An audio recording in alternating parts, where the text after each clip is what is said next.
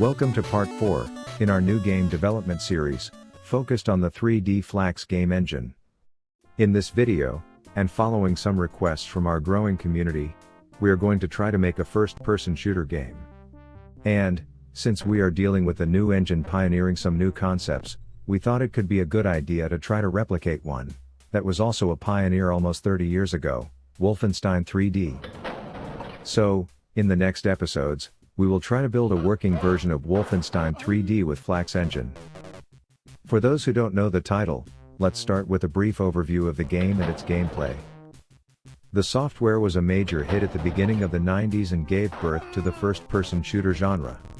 When all the video games were still 2D, the innovative pseudo-3D view was a wow factor, and gamers all around the world fell in love with it and all its successors. The game itself was based on an older 2D title from the 80s called Castle Wolfenstein, from which John Carmack and John Romero took their main inspiration. We can get more information on the link on this video and in the description. It is an interesting project, as it will allow us to blend 3D and 2D into a new engine with the possibilities of Flax Engine. So, let's start working. First thing to take in consideration is that we will not reinvent the wheel, and so, we will leverage every time we can on existing code to fast-pace the tutorial forward. There are a lot of small features from Flax that will require a lot of our attention, so it is better to focus on those.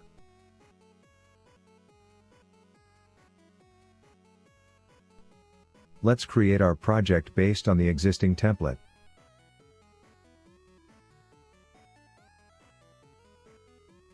Once done and the project opened, we are presented with a traditional white plane and blue cube. Interesting, but not what we wanted, but useful to start with some light, camera, and materials to start the game. Let's delete everything that is associated with the cube and the floor.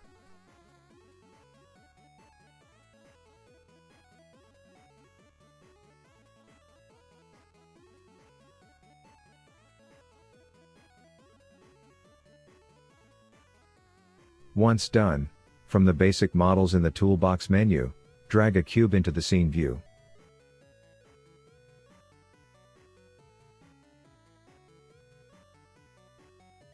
Reset its position to be in the center of the world at 0, 0, 0. From the Physics tab, pick the box collider and drag it on the cube that we just created. Rename the cube to ground.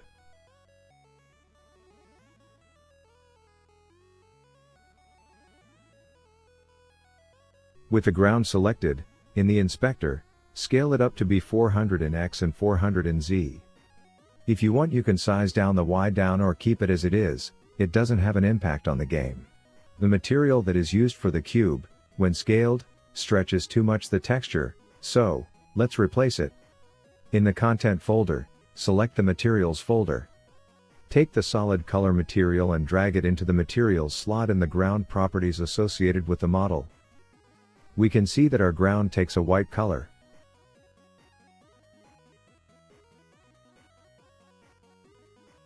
Wolfenstein 3D, or any other first-person shooter, are basically built on top of blocked levels, where walls, doors, and corridors are very important.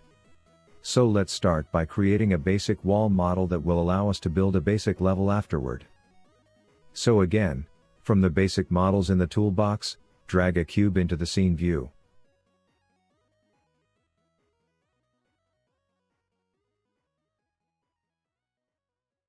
Fine-tune its position to be on the top of the ground.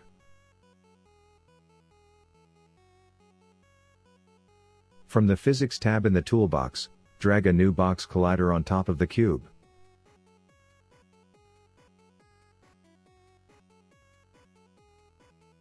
Rename the cube to wall.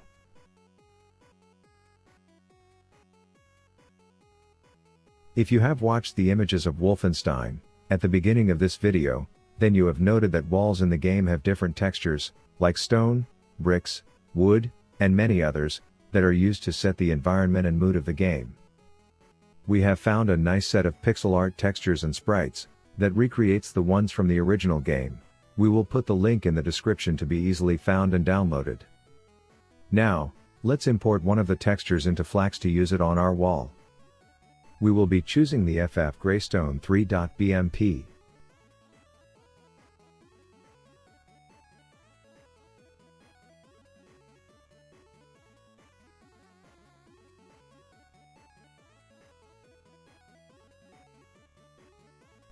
Drag it onto the materials folder of the content browser.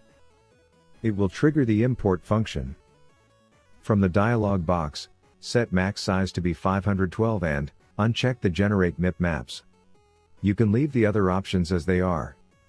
In our tests, we have found that this is the configuration that most approximates a pixelated look. Click the import button to finish the import process.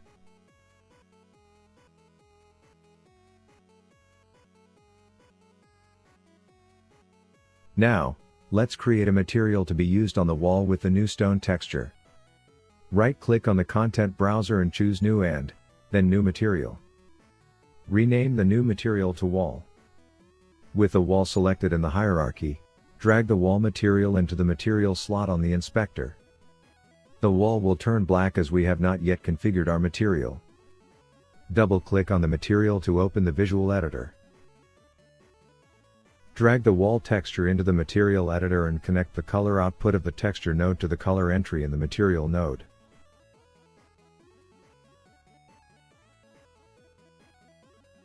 Click the Save button to apply it and close the material visual editor. You should see now our wall with a greystone look. Looks nice.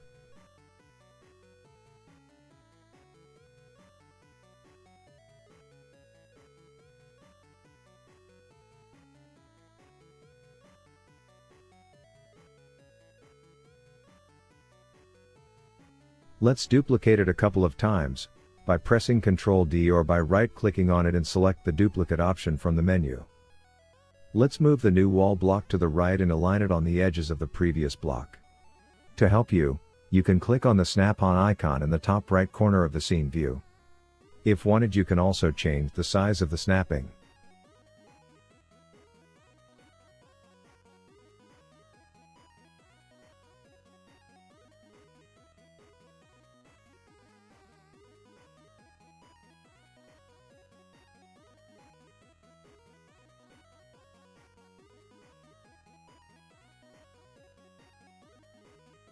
From the hierarchy, Shift-select the block walls created and duplicate them.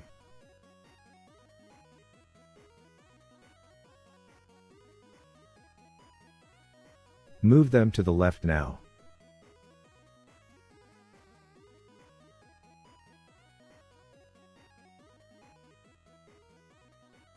Leave an opening between the two groups of blocks, of approximately 1 block. We will be using it to create a door. For that, duplicate one of the last wall blocks, and move it to the gap.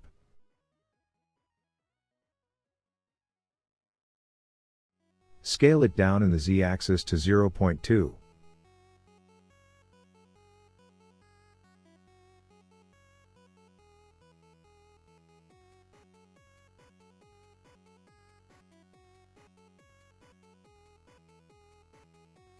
Rename it to Door. We will finish it as soon as we have our player ready.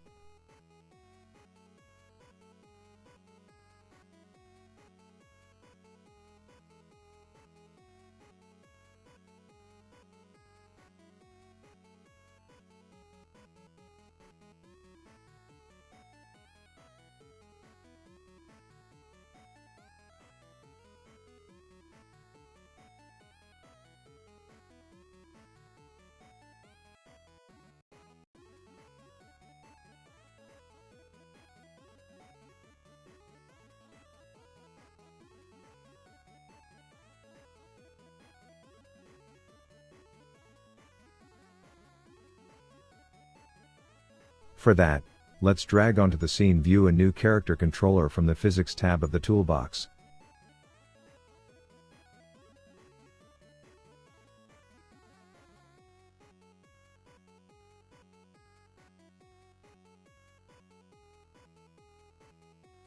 Rename it as Player.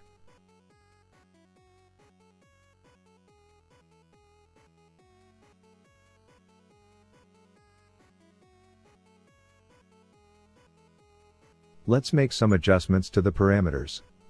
In the inspector, under the collider section, let's reduce the height to 75 and the radius to 25.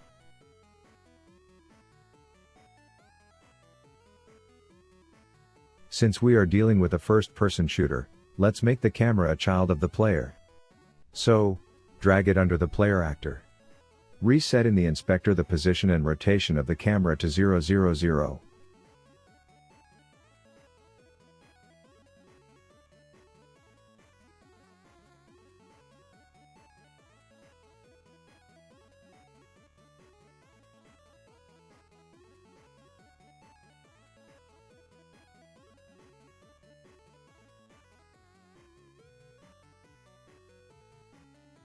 Let's increase somewhat the height of the camera to approximately 80.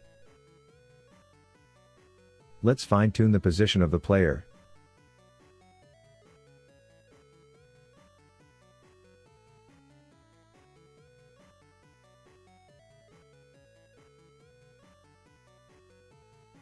And, on second thoughts, let's reduce the Y position of the camera to 50.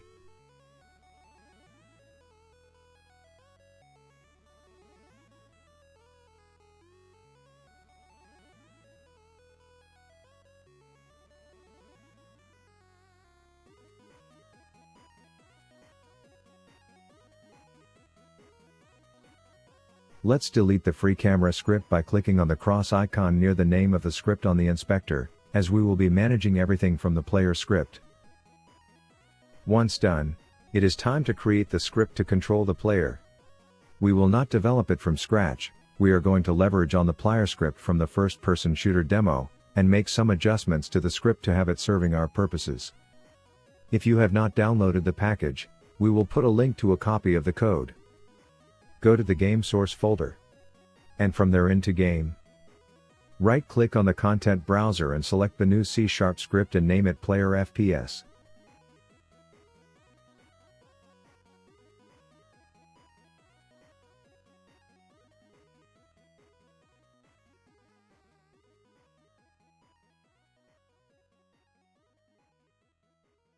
Double-click to open the script.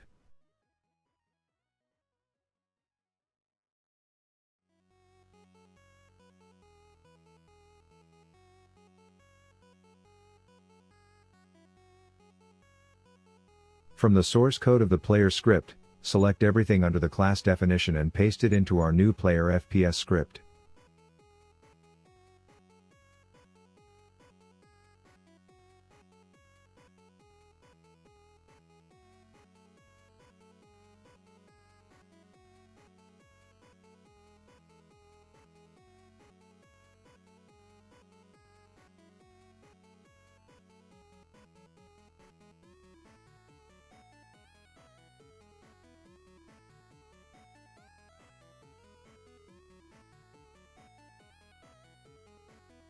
Now, let's do some adjustments to the code to have it working as we want.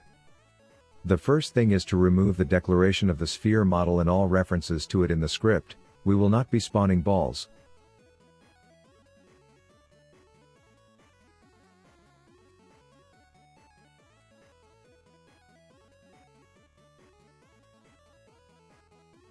On the onUpdate function, let's remove the calculations for the Y-axis of the mouse. We don't want to look up or down, just left or right, and for that, we will replace the readings for the mouse Y with a 0.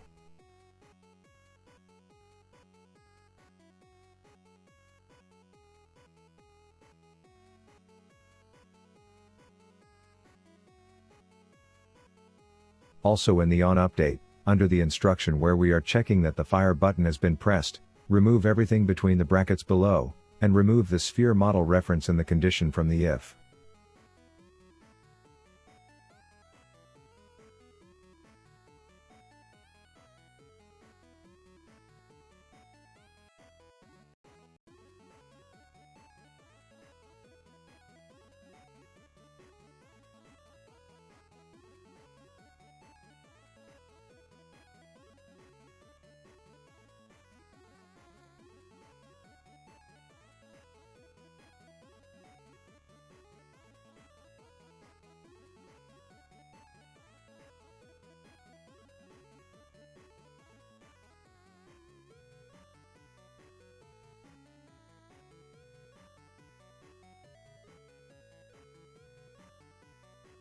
Go back to the top of the code. Replace the public in front of the declaration of character controller with a private. We will not need to pass it as a reference, we will get it from the actor. Create a new function with public override definition named onStart.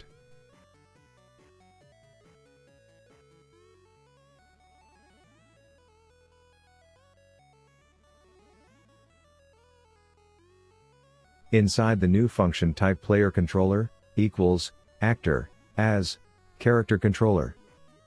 This will get the reference to the character controller in the actor and will allow us to use it.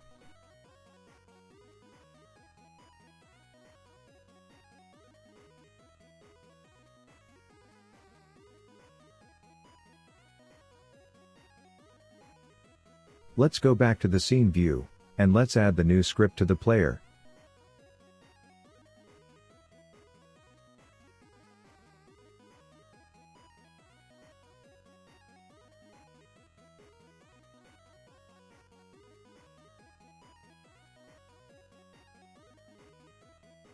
Drag the camera into the camera slot. Right-click on the player actor in the hierarchy and select the option New Actor. An empty actor will be created under the player. Rename it to Target.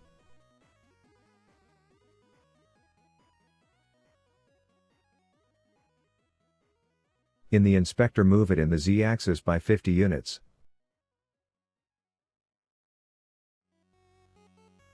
Drag it into the target slot in the player FPS script. Let's run the game. At first, it seems that nothing has happened. But, this is because we are looking in the opposite direction. If you drag the mouse left or right, you will turn. If you try to move up and down, you will see that the game will not process it. Continue turning around and you will see our wall. You can move too, with the arrow or the standard FPS keys WASD.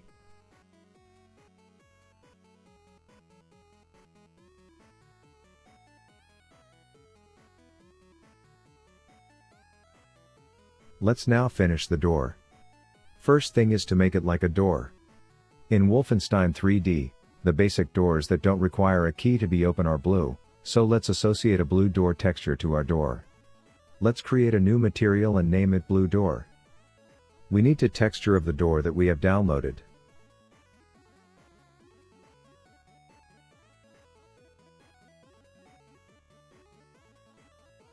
Go to the folder where we have saved our textures. Look for the texture named Basic Door 2.bmp.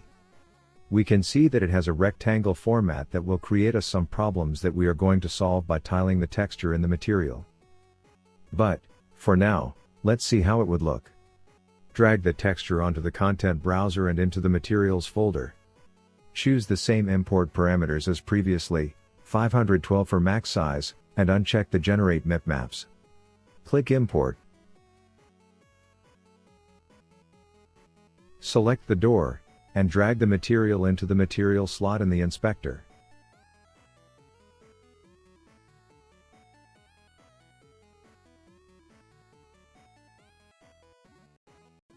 The door will go black.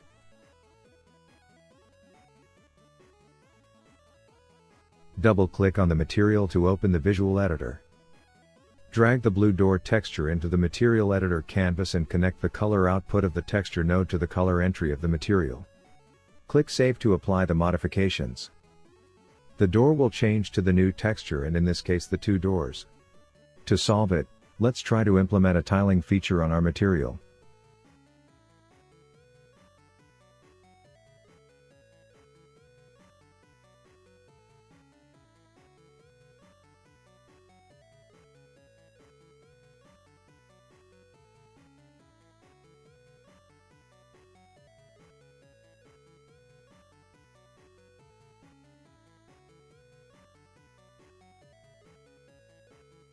Right-click on the canvas, and type text chords, select the node.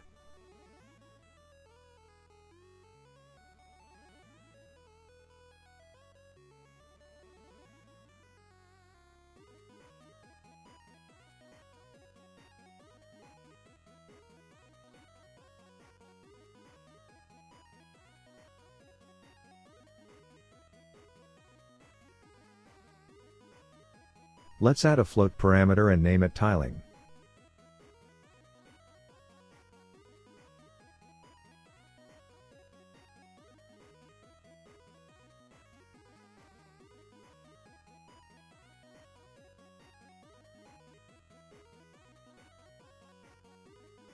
Drag it onto the canvas. Let's create a multiply node by right-clicking on the canvas and typing multiply in the search box. Drag the output of the getFloat into the second entry of the multiply node, and the output of the text chords into the first entry. Finally, connect the multiply node to the UVs entry on the texture node. Now if you play around with the tiling parameter, you will be able to see that the texture is scaled. Let's keep it with value 1 for now. To have it working correctly, we need to modify the texture to be square. The easiest way is to edit the texture with any software editor, and duplicate the texture in the y-axis. You can see how we did it, simply by using the Paint program that is coming with all Windows operating systems.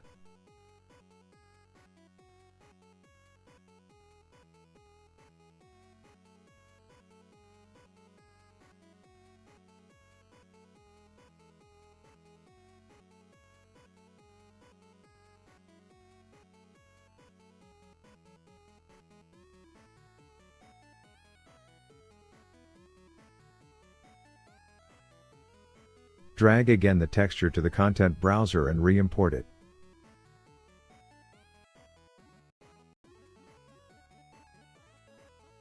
Double-click again on the blue door material and change the tiling parameter to 0.5 and you should get the texture correctly applied to the door.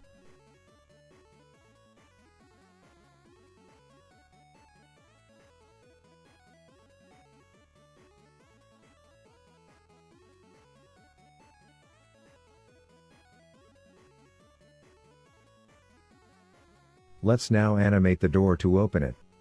Animations in Flax Engine are done with scene animations. Scene animations to be played requires a scene animation player that is created the first that you create an animation, or that you can create by searching scene animation player in the toolbox. In the scene edition, each scene animation player goes directly associated with a scene animation. From the other tab in the toolbox, choose the scene animation and drag it into the scene view. You can see that it has been transformed into a scene animation player in the hierarchy. Now, right-click on the content browser and choose New and then Scene Animation. Name it Door Open.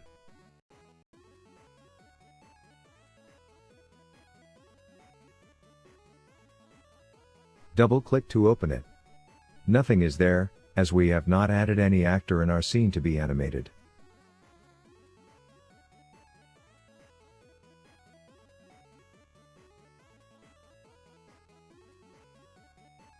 Before animating the door, and in order to be able to use it with its animation anywhere on the level, we need to create another actor that will used as a container for the local position of the door itself.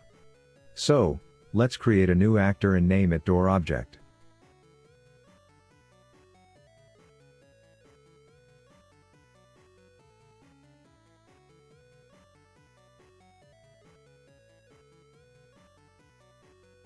Drag the door into this new object, as to make it a child. This way, all the animations will be done in local space in reference to the parent actor.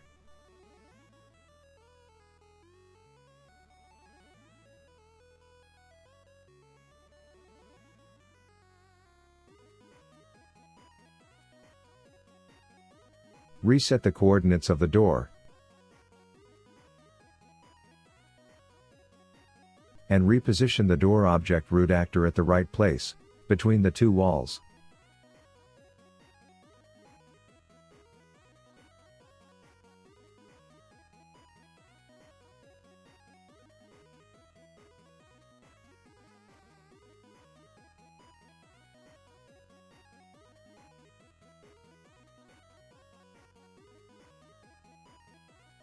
Drag the door into the scene animation editor. You will see that the object is now listed in the left pane, on what is called by Flax Engine a track. While in the right you have a timeline. If you right-click on the timeline, we can define the duration of the animation in milliseconds. We are going to set it to 100. To animate, we need to create subtracks. Subtracks can be associated with different elements in our scene or to different properties, classes, or functions of scene objects. In our case, we want to animate the door local position. Click on the add sign to the right of the track. Select the vector 3 local position. A new entry will appear below the door actor. On the timeline you can see a green arrow that you can drag back and forth along the timeline.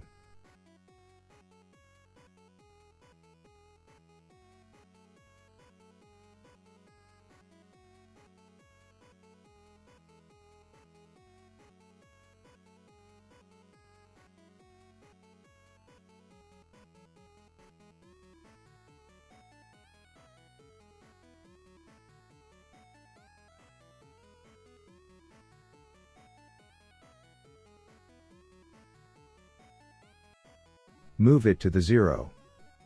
Click the plus sign near the sub-track. This will create a keyframe that will lock the position of the local position to the current position of the door. Now, let's drag the line to end of the timeline. In the inspector, in the transform position of the door, enter the new position of the door. We can try different numbers, but you will see that -100 is the number that will make the door wide opened. Click again on the plus sign in the sub-track to create a new keyframe to lock the new coordinates.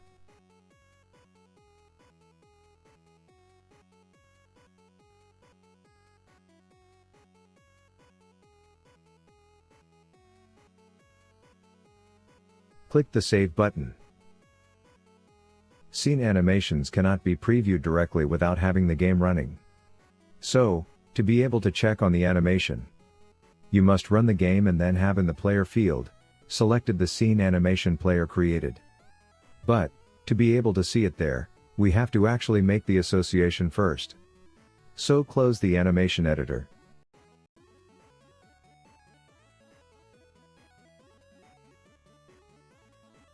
Select in the hierarchy the scene animation player and drag the door open animation into the animation slot.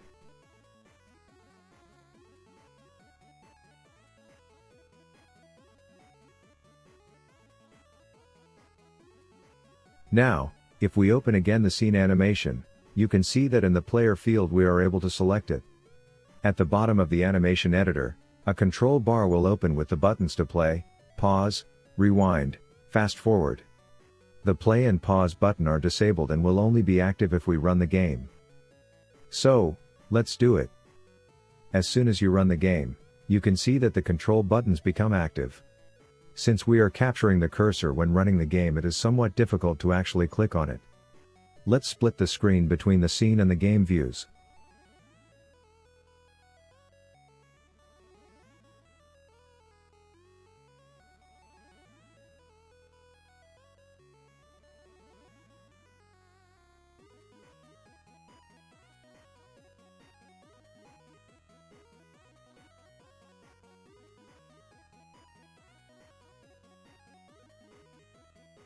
And we can see that the animation runs. Cool, but not yet very useful. We need to have this happening when the player approached a door or open it via a button.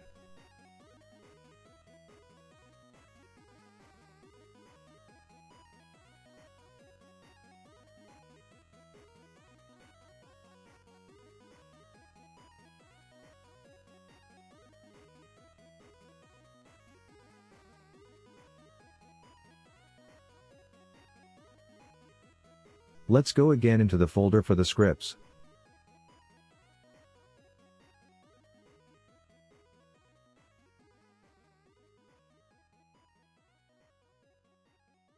And create a new C# script. Name it door trigger.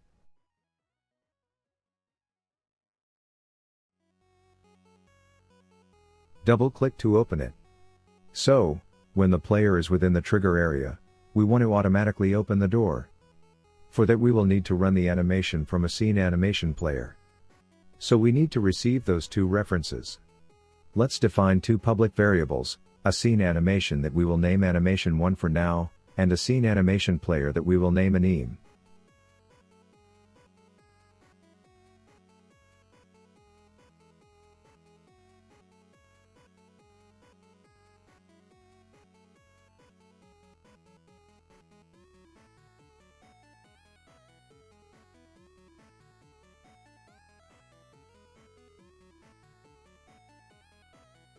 Triggers in Flax are not like triggers on Unity, where you have already the event captured under the on-trigger enter or exit methods.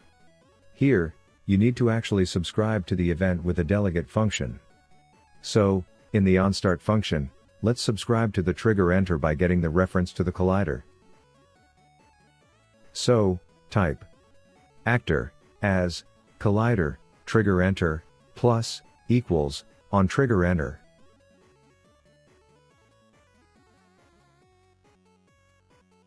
We need now to define the on trigger enter function.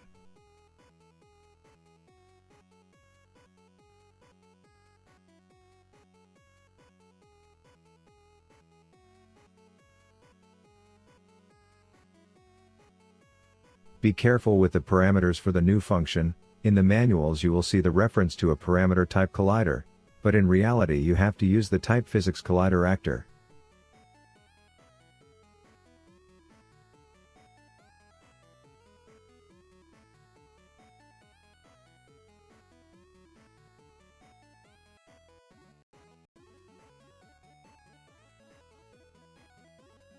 Inside the function, let's play the animation, with the instruction anim play.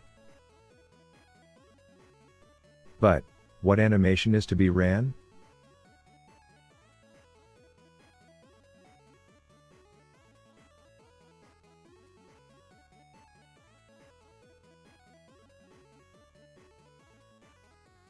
On the onStart function, let's initialize the anim animation with animation 1. This will make later on the play function to run animation 1.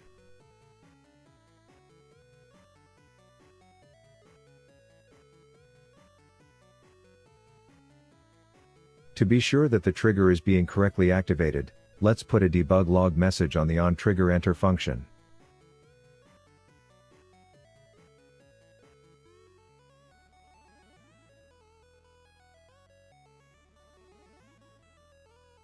Let's add also an animation stop at the start of the class just to make sure that the animation is not ran, even in the case that the scene animation player is set to play the animation on start.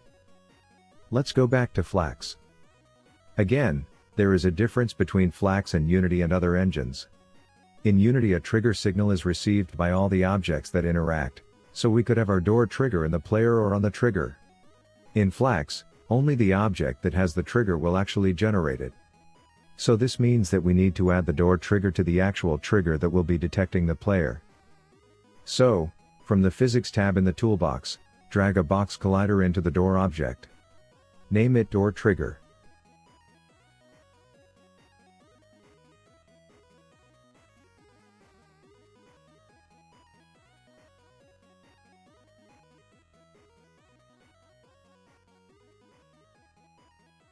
Add the new script created, and make sure that the checkbox's trigger is activated. Drag into the scene animation and scene animation player's parameter slots the corresponding elements that we have just created.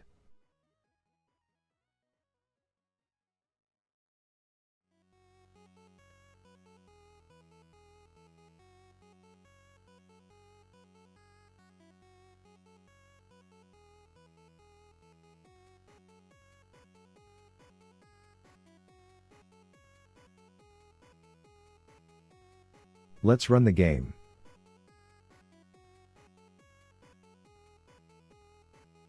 Let's look at the door. Let's move forward. And the door opens.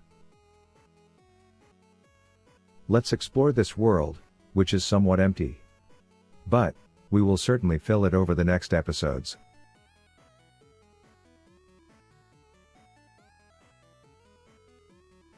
Thanks for watching up to the end this video, and we hope that you have liked it. If it has been the case, then don't forget to like the video.